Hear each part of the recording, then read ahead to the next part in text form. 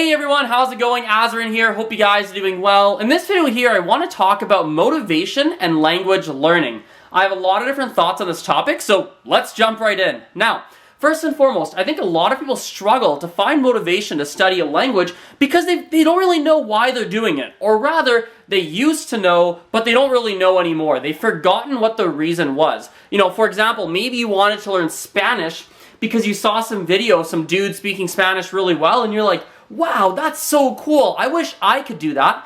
And at that moment when you watch the video, you're like, yeah, I'm motivated, I'm excited. But 6 months later, you've gone through all these different challenges, you still suck at the language, you can't put two sentences together, and all of a sudden you're like, oh, this sucks. And every time you go to study it, you're just dreading it because you've had 6 months of challenges, right? And so what happens is that you forget the initial excitement of why you wanted to learn that language. And because you've lost that initial excitement, you know, you just don't feel like doing it. You've lost that motivation. And so a couple ways to fix that. I think number one, you need to remind yourself in some way, shape, or form why you're learning the language, and trying to give yourself some wins along the way. Try and give yourself some positive experiences along the way of why you're learning a language. For example, when I was in China, it would have been about 2 years ago, I was in China for a month, and I was taking a whole bunch of different Chinese classes. And this happened by accident, but it worked out really well. Some of my Chinese classes were way too advanced, some of them were roughly at my level, and some of them were way too basic.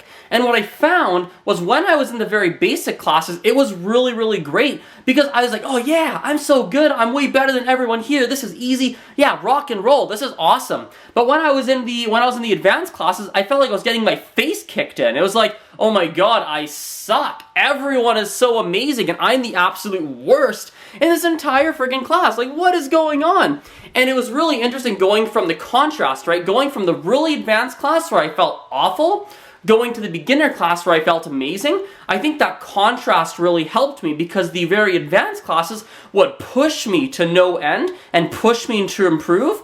But the beginner classes gave me the confidence just to keep going and not lose my motivation and lose my energy. And so that is a strategy I think you guys need to figure out for yourselves, is what is a way for you to give yourself some boosts of confidence when you are studying. Now, the other thing when it comes to motivation is often you are studying a language and you don't have any urgency to do so. For example, you're learning French, for example, or you're learning Chinese, you're learning Japanese, and you want to learn because you're interested, right? But there's no real deadline. There's no real timeline. It's not like you're going to move to France in 3 months and you have to learn as much as possible before you go. Many people learn out of hobby. They learn because it's something that interests them, and so they're just studying day by day because it's interesting. And although this is really good, it's a very easy way to lose motivation. Because since there's no real hard deadline, what tends to happen is you feel lazy. You're like, I'll study tomorrow, I'll do it next week, I don't feel like doing it now. And all of a sudden, tomorrow becomes next week week becomes next month, next month becomes next year. And all of a sudden, you look back, you're like, holy cow, what happened? I'm at the same level that I was a year and a half ago. And that's what happens, right? You don't have any hard deadlines that quote-unquote force you to go study, to actually go learn. And I think one of the big things for motivation when it comes to studying a language is it really, really, really helps if you have something, I don't know what it is, right? But something that forces you to do at least a little bit every single day. Like, for example, me, I was kind of dragging my feet a little bit on Chinese. Like, I was studying, I was moving forward, but I was sort of dragging my feet, and I didn't even fully realize it until I started recently volunteering in a Chinese school.